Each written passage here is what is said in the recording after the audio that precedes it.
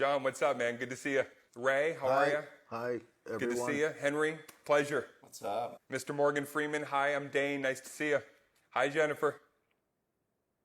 Hi, everyone. Hi, I'm JR. so happy to see I your know, face. it's so nice to see all these friends Hey, Brad. here. How beautiful. Who that? Hi, everyone. Hi, Aniston. Hi, Pitt. How you doing? Good, honey. How are you doing? Yeah, I'm all right. None of you guys have gotten a haircut. COVID. Well, I see Matthew McConaughey, so that is a good sign. There he is. Aloha. Howdy, y'all. Hey, hey. Have we pulled this off? Hi, Dane. Hey, what's up, Chrissy? I'm doing a table read. Well, what the fuck? You'll see Jen Aniston here, Holy shit. Morgan Hi, Freeman, everybody. Hi. Jimmy Kimmel, Sean Penn, Julia Roberts, Henry Golding, Ray Liotta, Brad Pitt, Matthew McConaughey, and Shia LaBeouf. Hi. Sorry. Bye. Is that what you look like walking around the house? What? Julia Roberts just asked if that's what you look like walking around the house. Wow. Nothing to do today. She says she has nothing to do today, but she's Yeah, she's that's dressed. what I look like when I'm going to the Oscar brunch, so there's that. That's not my nothing to do today look. Is it yours, Jen? Yeah, no. No. Thank you all so much. Very cool to see this group. And Dane, thanks for putting it together. All right. Let's go. Good luck, everybody. Break legs. Your career's riding on this. This is going to be fantastic.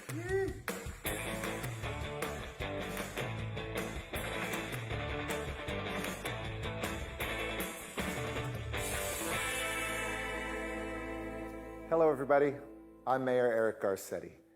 It is beyond cool that I get to welcome all of you to Feeling Alive, where some of Hollywood's biggest talents have gathered together for a live read of the cult classic movie script Fast Times at Ridgemont High. Director Amy Heckerling brought these pages to life in this 1982 film based on Cameron Crowe's brilliant script that captured his undercover foray into a California high school. As an 11-year-old boy in the San Fernando Valley, this was the defining movie of my youth, setting out the goals I needed to have for myself for my teenage years. A job at the mall, a search for a girlfriend, a Camaro Z28, and, well, so much more. It's a time capsule of feathered hair hanging at the Galleria and an overload of Pat Benatar lookalikes. And the talent, 3 future Academy Award winners, icons for a generation, and the most important movie of its time, at least for me. In the words of Jeff Spicoli, it's totally awesome. Or in critic Roger Ebert's words, it's a scuzz pit of a movie. But the experience of high schoolers and people across America today are so different in 2020 than back then. I started collaborating with CORE and its amazing co-founders, Sean Penn and Ann Lee, back in March, when we realized that COVID-19 would devastate the lives of so many Angelenos and Americans. Together with them, we enlisted an army of volunteers to step in, take action, and save lives. CORE even took over some pandemic response operations from the Los Angeles Fire Department so we could get first responders back to doing the most important jobs, saving lives. We immediately established coronavirus testing sites that were available to anyone in LA County, no matter your citizenship status, your wealth, your zip code, the color of your skin, even whether you had symptoms or not. And CORE's efforts expanded to cities across the nation, helping people in the most high-risk and vulnerable communities. And now, as the needs on the ground evolve, CORE's response effort does too. They are focused on an integrated, multi-pronged approach that includes 48-hour test results, effective contact tracing, and support services like hygiene kits for those who are in isolation. So tonight, as you enjoy the adventures of Stacy and Brad, Rat and Damone, Spicoli and Mr. Hand performed by this all-star cast, you'll also have the opportunity to support CORE's efforts with a text or the click of a button. And so the funds raised tonight will also benefit the Reform Alliance, which is focused on passing laws to reform the criminal justice system and protecting the incarcerated population from the spread of COVID-19. So I hope you're as excited as I am, and I hope you'll be as generous as you can. We've seen so many examples of generosity over the past few months that astound us and give us hope. In the words of Brad Hamilton, learn it, know it, live it. This is Fast Times at Ridgemont High, and I want to thank you all. You probably would rather hear from tonight's talented lineup than any more from me, so let me get you the organizer of tonight's festivities. And wherever he resides, He says he's always rooting for his hometown Red Sox, but not this year with Mookie Betts. Ladies and gentlemen, Dane Cook. Thank you, Mayor Garcetti, and welcome, Fast Times fans. We are so excited to have you join us for Feeling Alive, the Fast Times at Ridgemont High virtual table read benefiting CORE and the Reform Alliance. To be honest, we had a few technical difficulties during our virtual shoot that delayed the airing of this event. Something about having all those Oscar winners in one Zoom shook the universe and prohibited us from showing you the entire read of the script. However, we pulled together a bunch of classic scenes, and we know you'll really enjoy what you're about to see. An incredibly talented group of people came together to benefit two amazing causes, and we are so proud to share this wonderful event with all of you. Thank you for joining us and supporting CORE and Reform.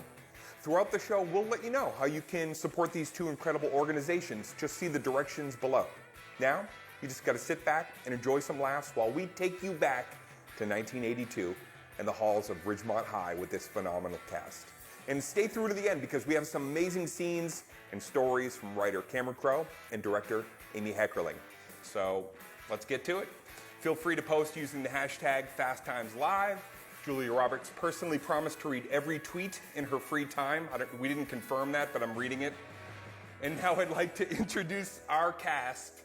Recently nominated for an Emmy and the winner of the SAG Award for her work on The Morning Show, it's Jannifer Aniston. So Jen, who will you be playing tonight? I will be playing Linda.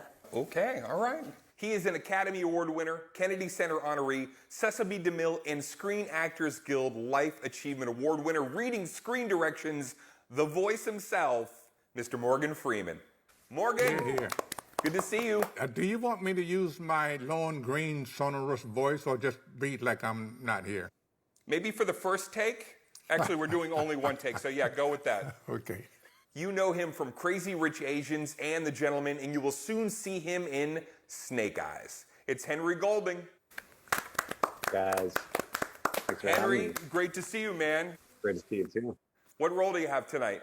I'll be Mr. Vargas. All right. Host of Jimmy Kimmel Live and host of the upcoming Emmys, it's Jimmy Kimmel. Thank you. Jimmy. Jimmy, who will you be reading tonight? I'm playing a lot of characters. I'm playing like 30 different characters, many of them teenage girls. Wow. He recently starred in Honey Boy, which he also wrote, and The Peanut Butter Falcon. It's Shia LaBeouf. Hey, it's me! Shia. Shia, I think we know who you're going to be playing tonight. Oh, Lord. We got it. He is an Emmy, Grammy, Oscar, and Tony winner. It's John Legend. Hello. John, what part are you going to be playing tonight? I'll be playing Charles Jefferson and his little brother, little Charles Jefferson. Love it, love it. Most recently seen in Marriage Story, but he'll always be good fella Henry Hill to me. It's Ray Liotta. Yeah. Yes. Ray, who do you have the honor of playing tonight? I am playing Mr. Hand, a high school history teacher. Oh, yeah. That's right, that's right. All right, here we go. Have at it. He's an Academy Award winner who just announced his new book, Green Lights. It's Matthew McConaughey. Howdy, howdy. Howdy, howdy. Matthew, what role do you have tonight? I'm just selling tickets. Mike Damone. Front row seats, low, low prices, right here. Academy Award winner and the co-founder of one of tonight's beneficiaries, the nonprofit organization CORE, it's Sean Penn. Yay. Of course, you played Spicoli in the original, but who are you playing tonight, Sean? Yeah, I guess the early 80s equivalent of Uber Eats. All right, so we'll see it when it gets there. All right, so let's welcome Brad Pitt. Hello. Woo. Hi, everyone. Brad, what character are you going to be reading? Oddly enough, I will be reading Brad. Brad will be reading the character of Brad. And finally, she's an Academy Award winner and most recently starred in her first television series, Homecoming. It's Julia Roberts. Julia, who are you playing? I will be playing the role of Stacy. I am Brad's little sister. All right. And I won a talent contest in the 9th grade. I will be playing the role of Mark the Rat Radner. Have to say, this cast is insane. Thank you all. Thank you, everybody, for being here. For all of you super fans out there, stay tuned. After the table read, we have an amazing moment with the people who created the work that brought us together tonight. Writer Cameron Crowe, director Amy Heckerling, and one more thing before we start, the big disclaimer with a capital D. A whole lot of beliefs and language have changed since this came out, so don't add us unless it's to donate. Remember, it was a certain time and place, and the sentiments in the script do not reflect the people reading it today. They do reflect the fictional characters from an imaginary school in a totally make-believe story. Got it? Yeah. Yeah. Yes. Okay. We are unrehearsed. We are not ready, but we are going to do this anyway for core. I'm glad you made that ready. Seriously, not ready. Feelin' Alive presents Fast Times at Ridgemont High. Morgan Freeman, take it away. Fast Times at Ridgemont High. Fade in. Exterior, Ridgemont Central Mall, night. From the outside parking lot, it looks like an enormous beach trail. It is the prime hangout for all the teenagers in the area. Kids mill around the parking lot or stand by the mall entrance. Interior, Swenson's Ice Cream Parlor. Night. The teenage waitresses in their peppermint patty uniforms are rushing around trying to keep up with their orders. A good-looking man in his mid-20s enters and sits. He wears a plastic name tag that says Pacific Stereo Audio Consultant Ron Johnson. Two Svensson waitresses discuss the issue at hand. One of them, Linda Barrett, is the 17-year-old retired sex queen of Ridgemont High. I think he looks like Bruce Springsteen. Did you see his cute little butt? A third waitress enters. Let's talk about C19. No, We were. I think I'll drop over and change the shakers. no, be cool. That's Stacy's section. Through the entrance, we see Stacy Hamilton. She's the 15-year-old trainee, sweet-looking with just the last traces of baby fat. She puts down a glass of water for Ron, spills some, and mops it up. He's too old for Stacy. She hasn't even started high school yet. A flustered Stacy enters the back kitchen. How's it going? Do you think that guy's cute? In a blow-dried kind of way. Well, does anybody else want to take his table? Don't you like him? Yeah, but I fucked up. You can take it, really. Oh, come on, Stacy. It's your section and your man. What should I do? Just take his order, look him in the eye, and if he says anything remotely funny, just laugh a lot. She fluffs up Stacy's hair and gently shoves her towards the door. Stacy reluctantly exits. Interior, Swenson's dining room. Stacy goes to Ron's table. So you working hard or hardly working? Ron looks at her soulfully. You look like you could still be in high school. I know, everyone says that. He stares at her. She stares back uncomfortably. What can I get for you tonight? How about your phone number? Stacy smiles nervously. Exterior, Carl's Jr., night. At the other end of the mall is a neon-lit Carl's Jr. hamburger restaurant. If Svenson's was a warm-up, this is the main attraction of the Ridgemont Mall. Interior, Carl's Jr. Back-to-school banners hang from the walls. Many kids are lined up at the counters. In the middle of the kitchen, directing all of the orders, is a 17-year-old named Brad. He moves confidently, observing the fryer, checking cup supply, and giving an affectionate squeeze to a pretty cashier named Lisa. She lets him kiss her, but only once. A teenage customer shouts to Brad from the front counter. Hey, Brad, I waited till you came on. I wanted your fries. Brad smiles, walks over to the fryer, and discards the fries left over from the previous shift. He shouts to the other employees as he puts in a new batch. We need 15 superstars, David. Okay, Brad. I'll take care of the fry orders. Just get me the superstars. Fish sandwiches. Brad spots the three surfers sitting at the dining area. None of them are wearing shirts.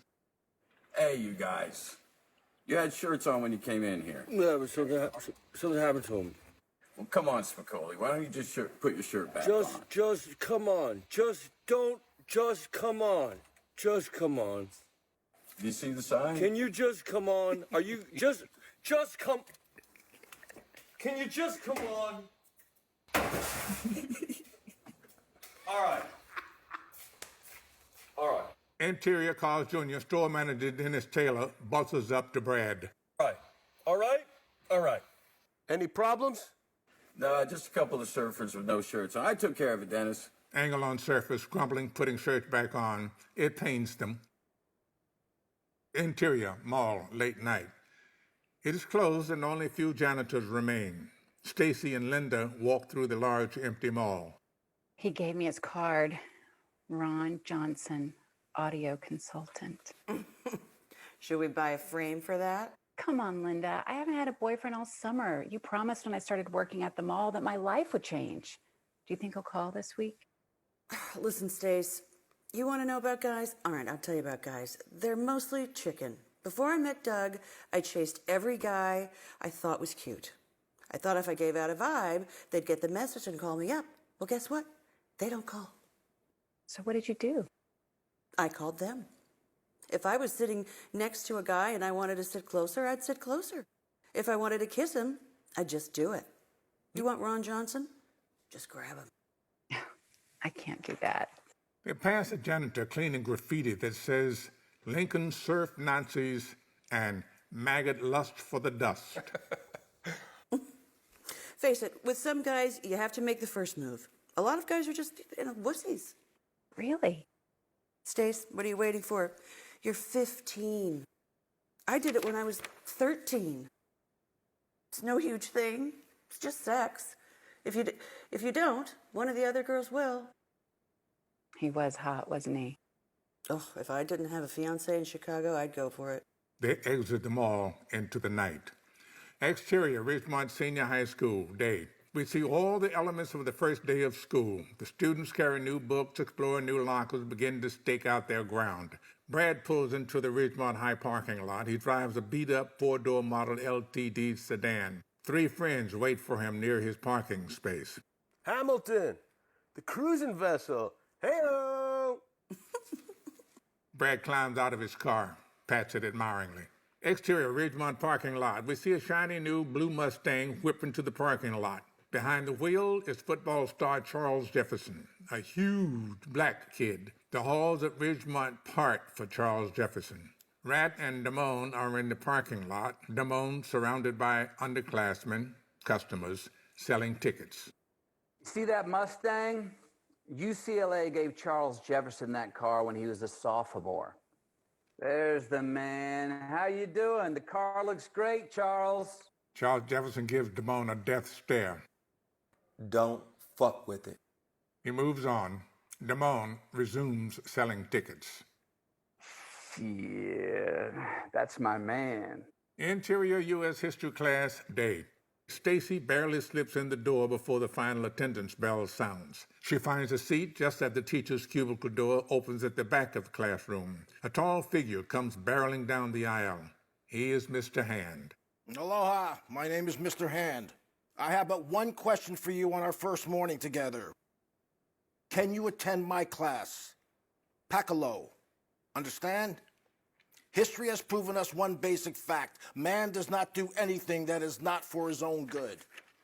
It is for your own good that you attend my class. And if you can't make it, I can make you. An impatient knock begins at the front door of the classroom. There will be no eating in this class. You get used to doing your own business on your own time. That's one demand I make. I don't like staying after class with you on detention. That's my time. Hand finally turns as if he has just noticed the sound at the door and opens the door an inch. Jeffrey Spicoli stands in the doorway, red eyes glistening, his long blonde hair still wet and streaming down the back of his white peasant shirt. He grins, oblivious to such trivial matters as attendance bells. A student sitting next to Stacy turns to his friends. That guy's been stoned since the 3rd grade. Yes? Yeah, I'm registered for this class here. What class? This class is U.S. History. It's the globe right there. It's planet history. It's a space class. Really? Yeah, I'm in this class. Can I enter the space?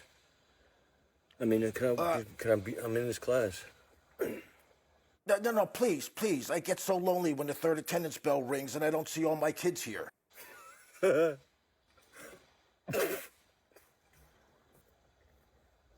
As a comedy class? Sorry. Yeah, I mean, it's confusing for me as well because there's all these changes.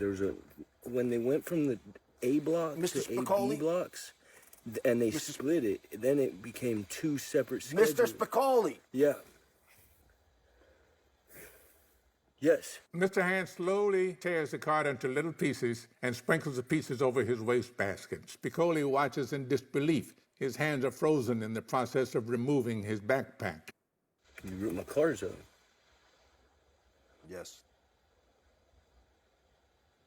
You got nothing to say? You're a big dick, buddy.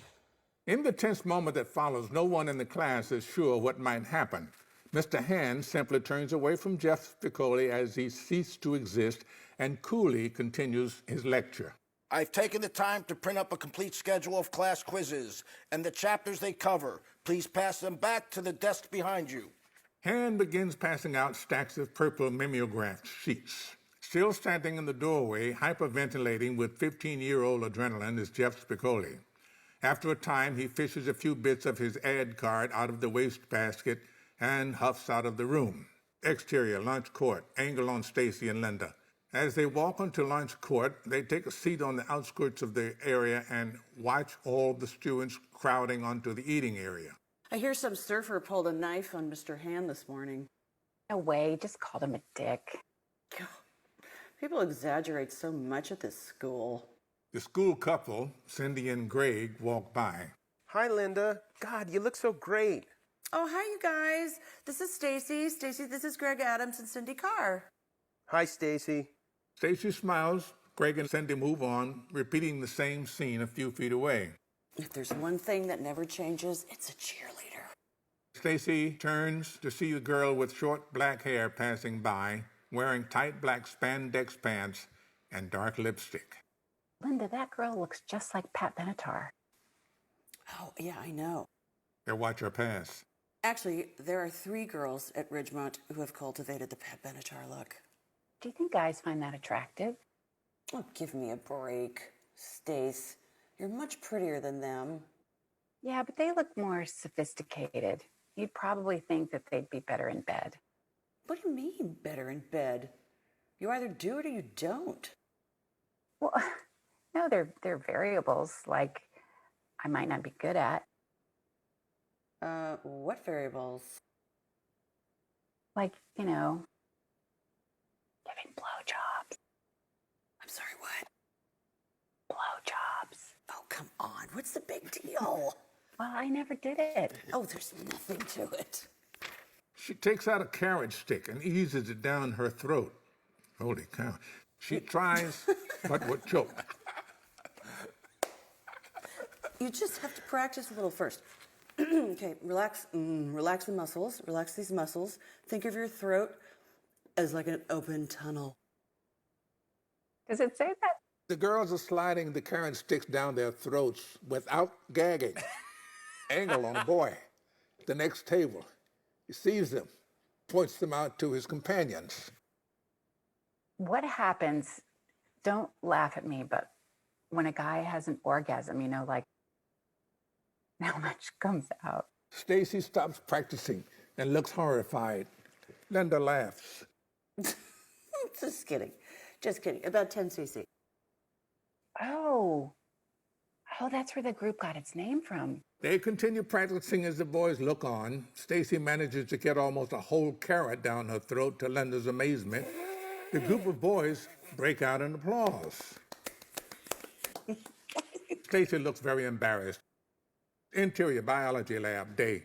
The class is situated so that all students at a Bunsen burner tables lining the room. Pat is seated at one of the tables and Stacy takes a seat nearby. She looks at the ledge in front of her. It contains a pig embryo. She listens to the conversation next to her. I'll tell you right now, I'm not going. I'll get sick or something. I am not going into a room with a bunch of dead guys. You'll go. It's part of the final. Have you heard what they do? I'm serious. Have you heard? What? The bodies are dissected, Mike, and Mr. Vargas pulls out parts of the dead body and holds them up, okay? You mean he reaches in and pulls the stuff out? Yes. Like a heart? Hearts, lungs, guts. Stacy trains to hear more just as Mr. Vargas, a diminutive man holding a coffee mug, enters the class. Good day, everyone.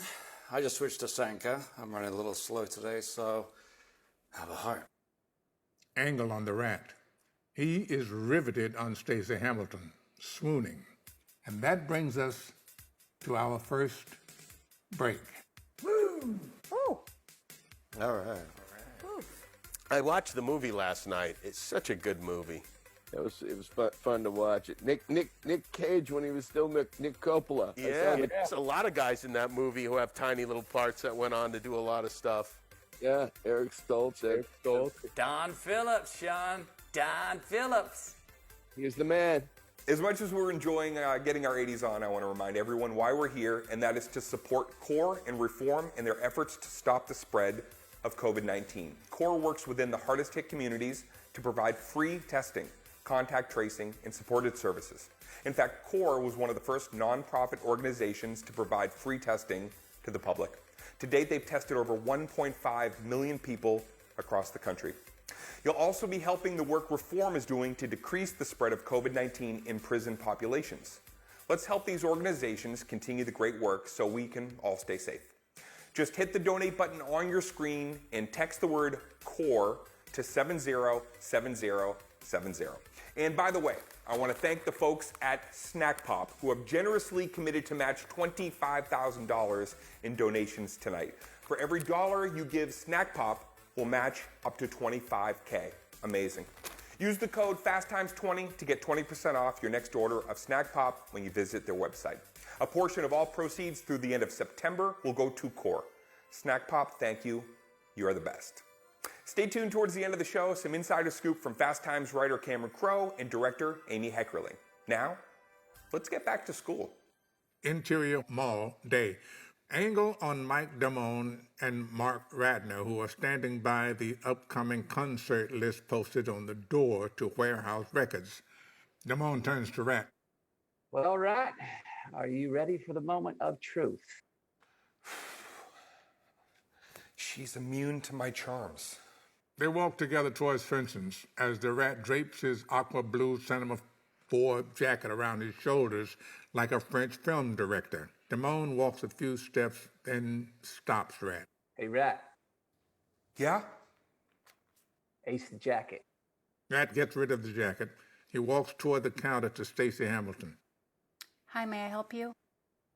Rat feels the beginnings of a cold panic, but barges through nonetheless. Yeah. So I got two questions. I was curious.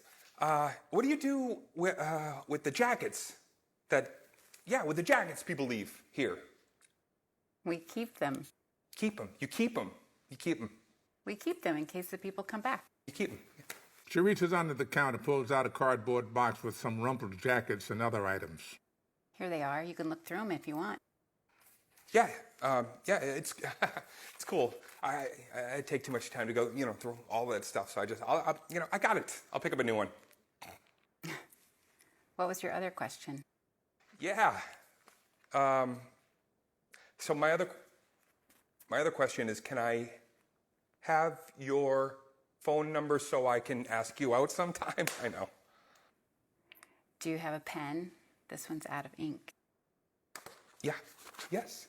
He pulls one out of his pocket, gives it to her. Stacey writes her name and phone number on a scrap of paper and gives it to him. The Rat looks at the paper. Stacy, nice to meet you, Stacy. My name is Mark Ratner. Sticks out his hand and they shake. We see the Rat turn around and walk out of Swenson's. Interior, Ridgemont Mall. Damone and the Rat walk on. The Rat appears deep in thought. What do I say after she gets in the car? Damone, obviously in his element here at the mall, stops to flash a winning smile at a well-built older housewife. That part's not a problem, Rat. What you need right now is my special 5-point plan. As he talks, Damone passes a country farm shop. He plucks a free sample of cheese and sausage. Okay, knock it off, Damone, okay? I need real help. No, knock what off? What do you mean? Men have died trying to obtain the information I'm about to give you, and I'm going to give it to you for free. Okay, tell me, so what is the 5-point plan? First of all, Rat, never let on how much you like a girl. Damone turns to the cardboard cutout of Debbie Harry to demonstrate. Oh, hi. 2, always call the shots. He turns to Debbie Harry, who looks on with an inviting cardboard smile. Kiss me. 3, act like wherever you are, that is the place to be. Hey, this is great, isn't it? 4, when you're ordering food, find out what she wants and then order for the both of you. It's an absolute classy move. And the lady will have so on and so on. 5, and this is the most important, Rat, so listen up. When you get down to making out, whenever possible, put on the first side of Led Zeppelin 4. Exterior, interior. The blue Mustang. Night. Jeff Spicoli is behind the wheel. Sitting next to him is little Charles, L.C. Jefferson's young brother. They're smoking grass and holding Lowenbrow beers in between their legs. The radio is blasting, the music of Rick James. Hey, slow down. This is my brother's car. I thought he was out of town. He is. Okay, well then don't relax. They speed off down Ridgemont. You seen the new Playboy? No, what's going on? Suzanne Summers' tits. Yeah? I like sex. I like sex. Yeah? Wonderful. Hey, we just missed the turnoff for the party.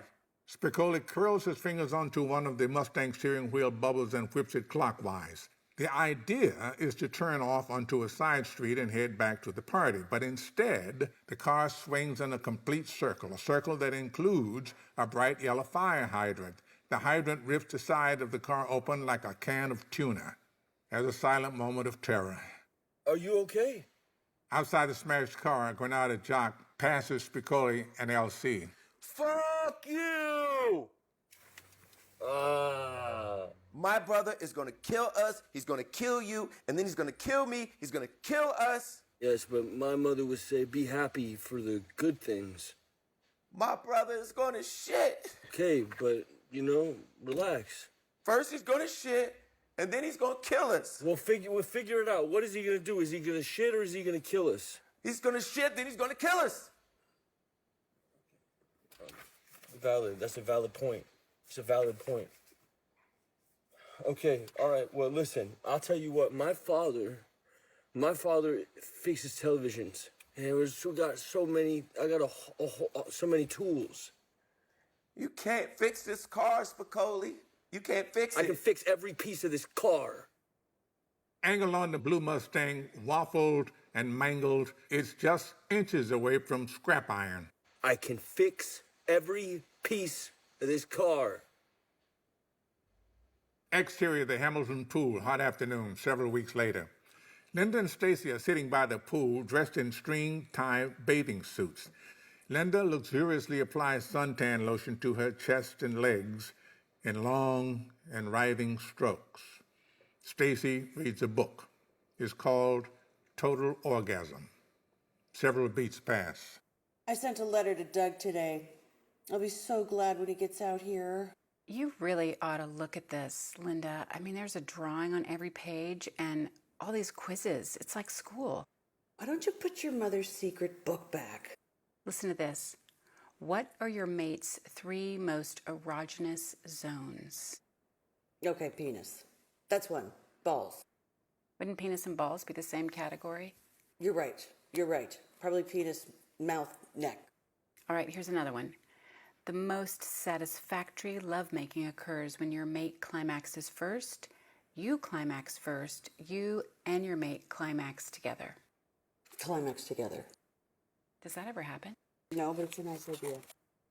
Okay, listen to this. It says most women derive pleasure from sex, but they don't have real orgasms. They obviously don't know Doug. How long does Doug take? I don't know, 30, 40 minutes. What's Doug do in Chicago? He works for the airline. He'll be out here, you'll meet him. He's no high school boy. There was a noise by the side fence leading into the Hamiltons' backyard. It is Mark Ratner and Mike Damone. They are already wearing swimsuits. Hey, we came over to help you with your math homework. Oh, really? Yeah, really. We figured you needed the help on it's a hot day. Quickly, Stacy stashes the book and a stack of towels beside her. She leans over to Linda and speaks confidentially. What do you think? I think they're both virgins. I didn't ask for any help. Did you, Linda? No. Well, that's exactly why I brought some whisk for the jacuzzi. Okay, you guys can come swimming, but you have to leave as soon as my mom gets home, okay? Stacy, looking great in a green bikini, sits kicking her legs by the side of the pool. Linda stands on the board. She's poised to dive. The rat treads water and stares at both girls. Hey, Linda, take a dive. I'll judge it. You know, I'm a champion diver myself. Brad arrives home by the side gate, slams it behind him. He's home from a bad day at work, walks out onto the patio, stands with his hands on his hips. For the first time, our former campus hero looks absurd. He's still in his uniform from Captain Kidd Fish and Chips. It is a blue and white striped Pirates of the Caribbean outfit, complete with black plastic sword at the side and a ridiculously large Ponce de Leon-esque hat. Brad carries the hat under his arm. Does Mom know you have company? It's just Linda and Mark from school. Hi, Linda. Hi, Brad. Well, you guys keep it down. I've got some work to do upstairs. God, he hardly even talks anymore. I know. He hates to have to wear a uniform. Poor guy. Angle on Linda, who is now sunning herself by the side of the pool. She rubs her legs against each other slowly, enjoying the hot afternoon. Oh, Stace, I've got water in my ears. Do you guys have Q-tips? God, I don't think so. Better look in the house. Linda towels off, heads back inside the Hamilton house. She knows how to walk. We see Brad. He's kneeling on the bathroom floor, his back to us. His green T-shirt is on, his underwear in a pile on the floor behind him. His arm is pumping slowly. Brad is jacking off. Dissolved to exterior Hamilton pool, Brad's daydream. It features Linda Barrett just as she stood on the diving board a moment ago. She is gorgeous. Her breasts seem even bigger than usual. Her nipples are hard, poking through the film maroon string bikini. Water rolls slowly down her cheeks into the corners of her mouth. Her lips are parted slightly. Her eyes are filled with desire as she says, Hi, Brad. You know how cute I always thought you were. I think you're so sexy. Will you come to me? Angle on Brad in daydream. In a nice shirt, his hair combed back and looking great. He walks to Linda. She reaches out and grabs him for a kiss, pulling him close. Then she pushes him away so he can watch as she carefully unstraps the top of her bathing suit. The incredible Linda Barrett's breasts fall loose. Lord have mercy. She takes Brad's hands and places them on her as she begins unbuttoning his shirt.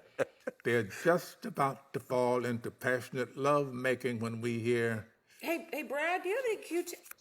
the Dave dream evaporates and we see a real life again with an interior Brad bathroom angle on Linda's face. In the doorway of Brad's bathroom as she watches the sight before her, angle on Brad, trying to cover himself and act nonchalant and keep his back turned at the same time. The words barely escape his mouth.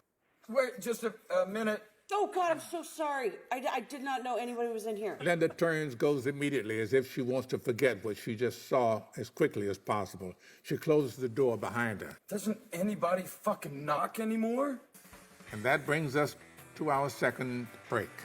We only have, 112 more pages, right? Jimmy, I think you're doing a great job. Yeah, you're killing it, By the Kimmel. way, Jimmy, you're killing it. No, thank you. Okay. Wow. Wow. What an iconic scene. All right, let's take a break to remind everyone why we're here to support CORE and Reform and the work that both organizations are doing to stop the spread of COVID-19. Reform is working to protect people who are currently incarcerated as COVID-19 continues to pose a huge threat to public health. And CORE is on the ground in cities across the country, from right here in LA to Navajo Nation, Atlanta, New Orleans, Chicago, many more.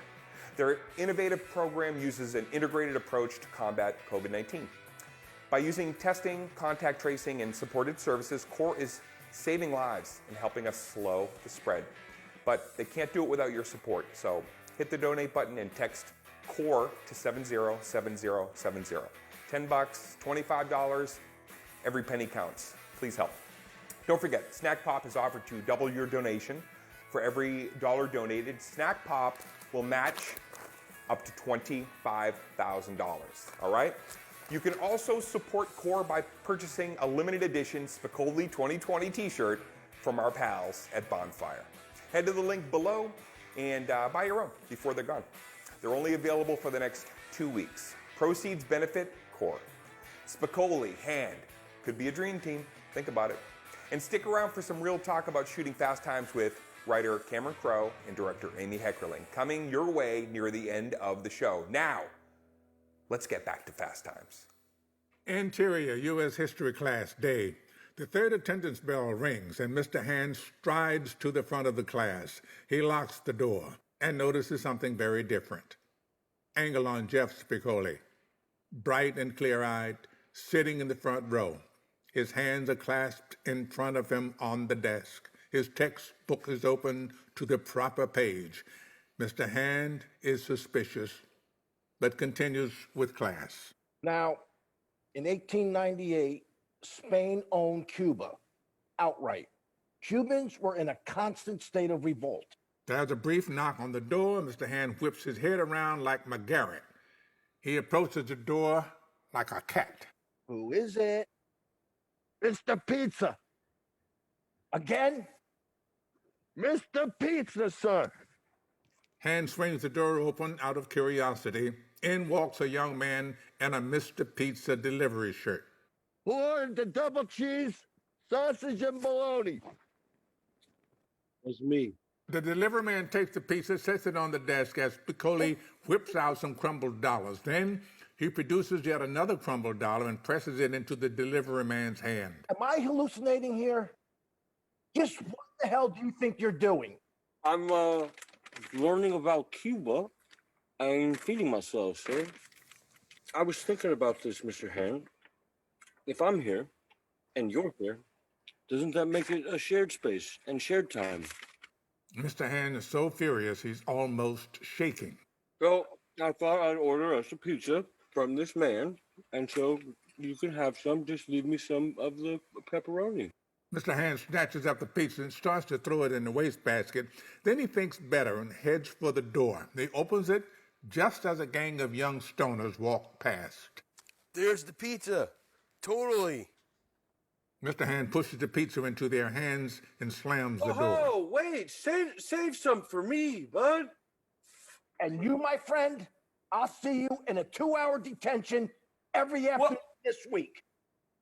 Spicoli eases back in his chair, shrugs. It's a good idea at the time. Interior, Captain Kidd Fish and Chips Day. Brad Hamilton looks terribly uncomfortable in his Ponce de Leon hat and Buccaneer uniform. He rings up an order for an older customer.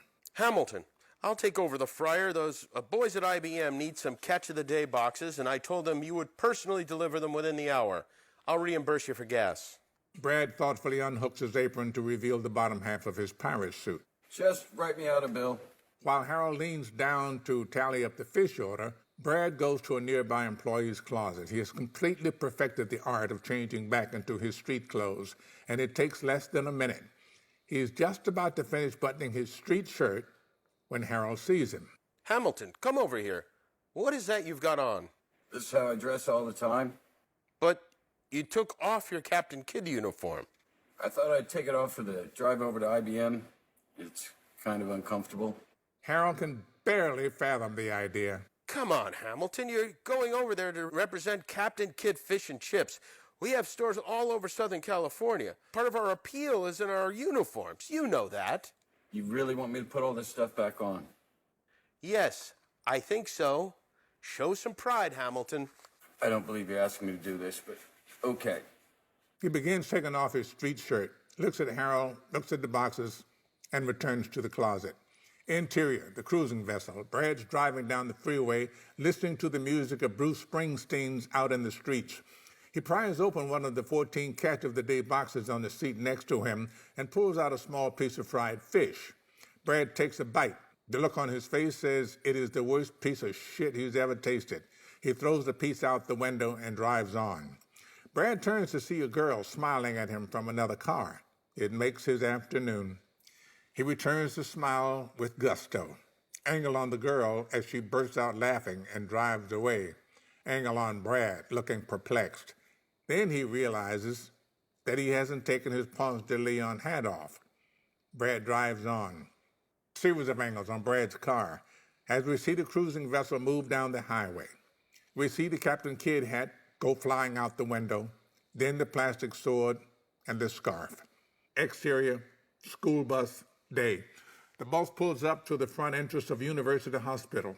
The students file out and collect next to the front door. Mr. Vargas gleefully addresses the class. This is his favorite field trip. Okay, today we're going to explore how this hospital works to preserve human life. We'll be visiting every floor, every level where these fine doctors and nurses take care of us in life and in death. They're now standing outside the maternity ward. We hear the loud noise of babies. Over 30 children are delivered here each day. The class moves on, interior, the bottom floor. The class exits another hospital elevator.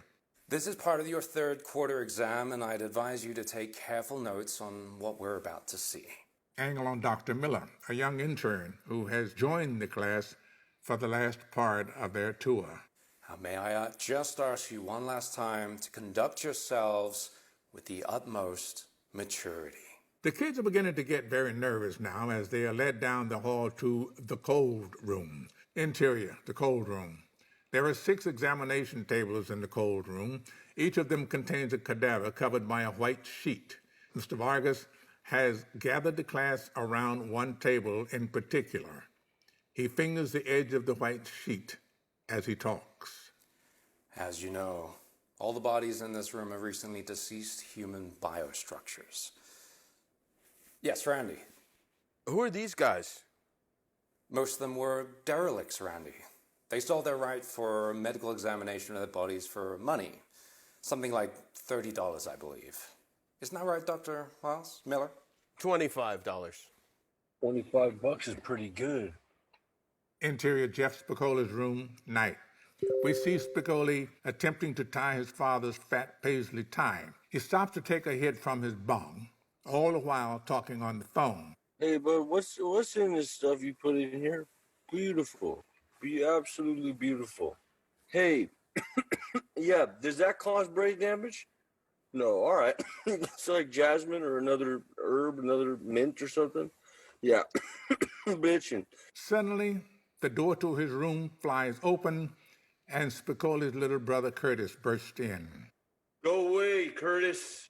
You have company, Jeff. Listen, if you don't knock, I can't hear you. Curtis slams the door and leaves. A moment later, there is a knock. There, now look, that's better. Come in. The door swings open and Jeff Spicoli sits in stoned shock at the sight before him. There, standing in the doorway of his room, is Mr. Hand. Were you going somewhere tonight, Jeff? Tonight? Yeah, it was the graduation dance. It's the last big event for us for the year. Well, I'm afraid we've got some things to discuss here, Jeff. According to my calculations, Mr. Spicoli, you wasted a total of 8 hours of my time this year. Oh. And now I have the unique pleasure of squaring our account. Tonight, you and I are going to talk in great detail about the Davis Agreement. Now, if you can just turn to chapter 47 of Lord of Truth and Liberty. It's in my locker. Well, then I'm glad I remembered to bring an extra copy just for you. Dissolved to interior Spicoli's room hours later. Wearily, Spicoli is trying to grasp the material. Jefferson, he goes before the people. He's saying, these rules, these are not cool rules. We need cooler rules. Basically, right? And because we don't want to end up bogus. So that's sort of where we are also, if you think about it. We need cooler rules so that we don't end up bogus. Very close, Jeff. Oh. I think I've made my point with you tonight. Do you find that you have a guy like me in your class every year? Somebody who you point at and make a show of, make an example of for the other kids? Well, you'll find out next year. No. When I graduate space class, I'm never coming over to this side of the hill ever again. Well, that's if you graduate. You gonna fail me? Mr. Hand pauses a moment, then breaks into the nearest approximation of a grin we have seen all year. It isn't much, but it's noticeable. His lips crinkle at the end. No worries, Macaulay. No problem. All right. All right. All right. Aloha, Mr. Hand. Slow dissolve, interior, Ridgemont Mall. School is out, and it's summer business as usual at the Ridgemont Mall. We see the same stores, the same packs of kids roaming the three tiers. Angle on Mark Ratner. Hey, Mark. Turn around. Ratner turns around, affects total and complete cool. He waves across the mall to her. Come over here. He looks back at his post at the theater, decides it's okay to step away. He walks across the mall. Interior, Swenson's. Stacy is standing by the Sunday bar. Next to her are two empty stools. After a moment, we see the rat plop onto one of the metal stools. He pounds the seat next to him with the palm of his hand. You sit. She turns to look at him, smiles. She sits. Hi, Mark. Hi, Mark. Hi, Stacy. How are you? I'm fine, Mark. I'm so glad you came over here because I wanted you to know something. I just thought I would tell you that I really enjoyed getting to know you this year. Yeah, about 50 people. I didn't know you wrote that on my annual. I mean, I know everybody says it, but I really mean it. He looks at her from the corner of his eyes. Really? Yeah. I want you to have this picture so you won't forget what I look like, and so you'll remember to call me over this summer. Well, I don't know. I may be, doing some traveling this summer, but I don't know if I'll be around. But yeah, I'll give you a call sometime. I'd like that. She gives him a kiss on the mouth, gets up, and walks away. The rat sits there, smiling at the way things sometimes turn out. He slips the picture into his pocket, a satisfied young man. Fade to black. The end. Hey! It's a wrap. Can we just do it? It's a wrap. We did it. We made it. Thank you guys all, everybody. Tremendous cast. I smell a remake. And Dave, thank you to everyone. Can we who just take donated. it from the top and do it one more time? This time you be the narrator. Morgan Freeman, you are our MVP. Yes. Morgan Freeman. Amazing. MVP. I just do my best. There you have it. Some of our very favorite scenes from Fast Times at Ridgemont High. Wow.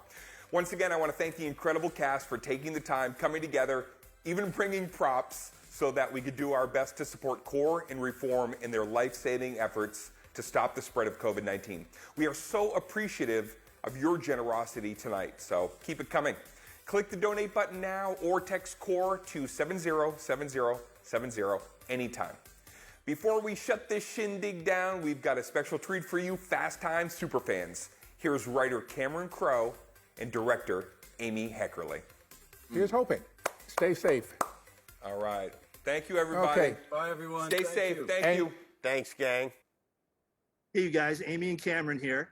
And, I just want to say a quick thing. It wasn't that long ago that we were making this high school movie together.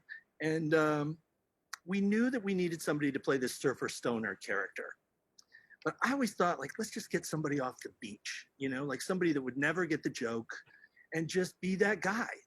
But sure enough, we were casting the movie, and Amy was on her way up to the office where we were casting. And I was walking down the street here, and this guy screams by in a Trans Am, this blonde guy, doesn't stop. I barely see the side of his face. He turns the corner. I'm like, Jesus, what a day, 10 minutes later, I'm sitting in the office. The guy walks in, same blonde guy, sits down and says, I grew up with characters like this. I know how to play this guy. And we're like, great, show us. It's like, no, you hire me and I'll show you what it's like. But I'm not going to audition. We're like, well, we don't know you. So maybe you should tell us if there's something we can see. And he said, well, I was in this movie called Bad Boys, but you can't see it. It's not ready for you. We're like, okay. He said, hire me and I'll show you. And I don't know, Amy, I still don't know how we did this. We hired him without hearing a word. We didn't even hear him say, you dick. He was like, I'll show it to you on the day. And sure enough, he got that job on the sheer force of his Sean-ness. And I don't know, it was an amazing thing, but all we needed to drive the whole thing home was a great director. And I give you Amy Heckerling. I don't know about a great director. I'm certainly the luckiest director. Here I am in my 20s, and I get to do a studio movie, and the script is by the genius Cameron Crowe. And I have Sean Penn as the lead actor. So, what more can you ask for? But at the time, Sean was deeply into staying in character. And he said to everybody on the crew that he wanted to only be called Jeff or Spicoli. And he asked the prop people to put Jeff on his chair. So they come to me and it's like, what is this Jeff on his chair? We put the name of the actor on the chair. Just do it. And then the production people, they have the paperwork with like what time people come and go. And they said, he wants us to write Jeff Spicoli on the call sheets. And it's like, yeah, so just do what works for him. Let him, have his way with this. Anyhow, he was Jeff Spicoli, deeply Jeff Spicoli for the entire movie. And when we were done shooting, he introduced himself to everybody as Sean Penn and thanked them for the work that they did and was very gracious. But I was still editing and mixing, and he stayed Spicoli to me. We love those two geniuses. This couldn't have happened without them and without you. I can't help myself. Here's one final reminder that you can show your appreciation for all the talented folks who took part tonight by supporting CORE and Reform with a donation. Every dollar will help them stop the spread of COVID-19 and save lives. So click that donate button now or text the word CORE to 707070. You can always go to the CORE website for the latest 411. Follow me on Instagram at Dane Cook, where I'm going to be updating you on future ways to engage in possibly, wait for it, future episodes of Feeling Alive. I'm Dane Cook, and this has been a totally awesome experience. Stay safe, stay strong. Good night.